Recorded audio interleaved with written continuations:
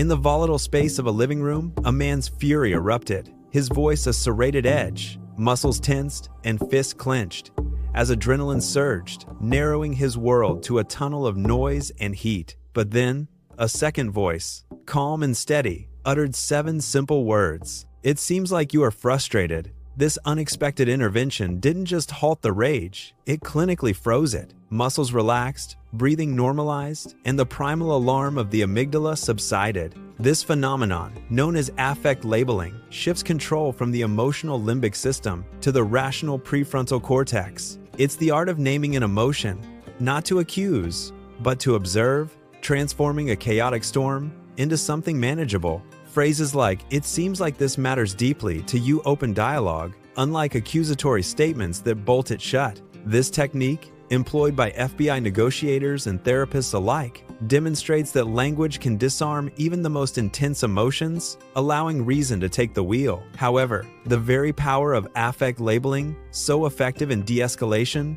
holds a colder, more manipulative potential. Imagine a scenario where someone labels your emotions with uncanny precision, even before you fully grasp them yourself.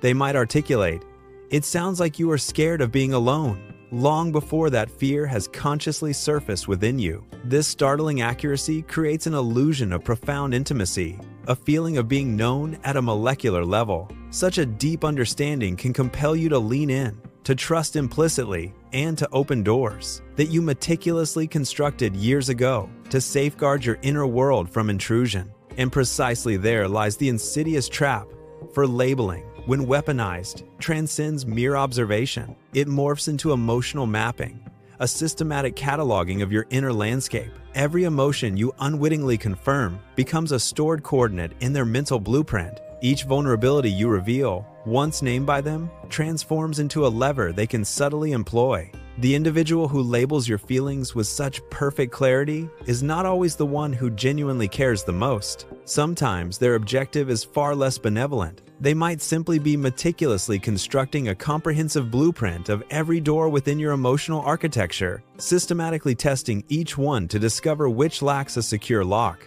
The crucial distinction separating genuine connection from calculated extraction lies in the direction of this labeling. If affect labeling flows reciprocally, if both individuals actively name what they perceive and genuinely accept what is named in return, then the mirror of communication remains clear and undistorted. However, if the labeling is a one-sided affair, with only one person actively naming emotions, while the other solely reveals their inner state, then the interaction ceases to be a true conversation. Instead, it devolves into a mere inventory, a data-gathering exercise. Therefore, carry this powerful formula with you, understanding its dual nature. Embrace the phrases, "It seems like," "It sounds like," and "It looks like." These 3 simple phrases are not just tools for de-escalation, they are keys. They unlock understanding when used with empathy, fostering genuine connection. Yet, they can also become instruments of subtle manipulation if wielded without integrity. The power lies not just in the words themselves, but in the intent behind their utterance. Use them to build bridges, to invite openness, and to offer a space for emotions to be seen and heard. But remain vigilant, recognizing when these same words are used to probe, to categorize, or to gain an advantage. The difference between observation and indictment is a fine line, easily crossed. One fosters trust, the other erodes it, leaving behind a sense of unease. True connection requires mutual vulnerability, a shared willingness to both express and receive emotional truths. When affect labeling becomes a shared language, it strengthens bonds. When it becomes a one-way street, it creates an imbalance of power. So, observe, reflect, and choose your words with care, understanding their profound impact. These phrases are not just for others. They are also for self-reflection and emotional intelligence. By naming your own feelings, you gain control over them, moving from reactive to responsive. The prefrontal cortex takes charge, allowing for reasoned thought even in emotional storms. This internal application of affect labeling is a powerful tool for personal growth and resilience. It allows you to understand your own architecture, to identify your own locks and levers. Ultimately, the choice rests with you, to use this knowledge for connection or for control, to build relationships based on mutual understanding, or to construct a map for exploitation. The 7 words that quelled a rage can also be the first step towards a deeper, more authentic bond. Or, in the wrong hands, they can be the initial chisel in dismantling another's defenses. The power of naming emotions is immense, a double-edged sword in the human interaction. Wield it wisely, for its consequences ripple far beyond the immediate moment. While affect labeling can be a powerful tool for connection and de-escalation, it harbors a darker, more manipulative potential when weaponized. This darker side emerges when the technique is used not for empathy, but for strategic advantage, turning a tool of understanding into a weapon. Imagine someone who labels your emotions with uncanny accuracy, articulating your fears or insecurities before you've even fully acknowledged them yourself, before the words have even formed in your own mind. This precision can feel like profound intimacy, a sense of being known at a molecular level, as if they possess an almost psychic understanding of your inner world, seeing right through you. Such an experience often prompts you to lower your guard,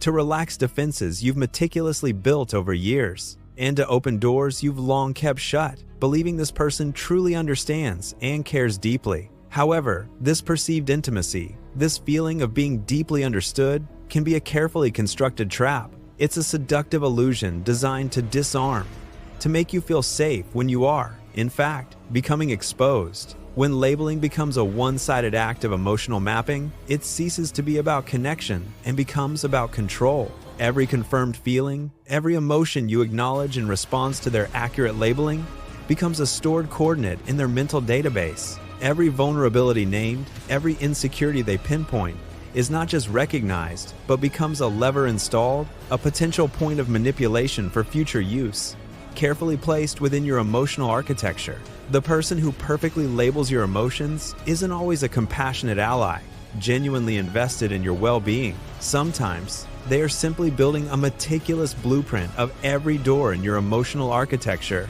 systematically testing which ones have no lock, identifying the weak points in your defenses. They are not seeking to understand for the sake of empathy, but to gain leverage, to find the keys to your inner world. The crucial distinction, the rule that separates genuine connection from calculated extraction, is the direction of the flow. It is about whether the act of labeling is reciprocal, a shared exchange, or a unilateral exercise in information gathering. If labeling flows both ways, if both people name what they see and accept what is named in return, then the mirror is clean and clear, reflecting an honest and balanced exchange of understanding and vulnerability. This reciprocal exchange builds trust and deepens the bond, fostering a true sense of mutual recognition and respect. However, if only one side consistently labels and the other only reveals, without an equal exchange, you are not engaged in a conversation, a genuine dialogue where both parties are seen and heard. Instead, you are in an inventory, a systematic cataloging of your inner landscape, where your emotions are merely data points. This one-sided dynamic turns intimacy into an interrogation, where one person is the observer and the other the observed. It transforms a potential bond into a power imbalance, leaving the labeled individual exposed and potentially manipulated. So, carry the formula, wield it with awareness, and understand its dual nature as both a bridge and a potential trap. The phrases are simple yet profoundly powerful. It seems like, it sounds like, it looks like. These 3 phrases, when used with genuine intent, open doors to understanding and de-escalation. They invite connection, offering an observation rather than an accusation, fostering an environment of trust. They allow the other person's space to confirm or correct your perception, making them an active participant. But remember their shadow side, the way they can be twisted into tools for emotional mapping and control. Always consider the intent behind the labeling, both when you use it and when it is used on you.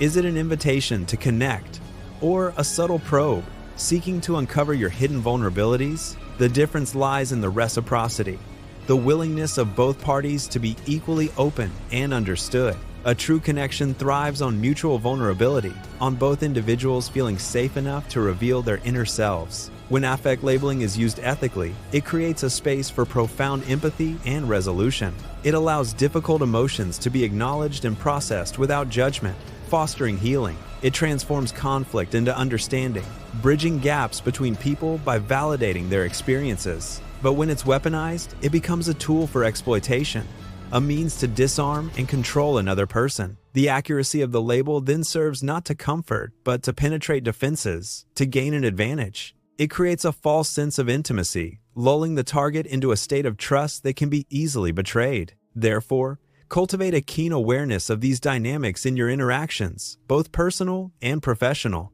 Be mindful of how you use these powerful phrases, ensuring your intent is always to connect and understand. And be equally vigilant when others use them on you, assessing their motives and the nature of the exchange. Is the conversation truly a two-way street? Or are you merely providing data for someone else's inventory? The ability to name emotions is a gift, a fundamental aspect of human communication and self-awareness. It allows us to articulate our inner world, to share our experiences, and to connect with others on a deeper level. But like any powerful tool, its impact is determined by the hand that wields it and the purpose it serves. Choose to use it to build bridges, to foster genuine understanding, and to create spaces of safety and trust. Resist the temptation to use it for manipulation, for gaining control, or for exploiting the vulnerabilities of others. The true power of affect labeling lies in its capacity for empathy, for seeing and acknowledging another's truth. It is a skill that, when applied with integrity, can transform relationships and resolve deep-seated conflicts. So, practice these phrases, internalize their meaning, and let them guide your interactions with compassion. Let them be a testament to your commitment to genuine connection, to truly seeing and hearing those around you. But always remain aware of the fine line between observation and exploitation, between connection and inventory. Your discernment in this subtle art will define the quality of your relationships and your impact on others. 3 phrases that hold the power to either unite or divide, to heal or to harm, depending on their application.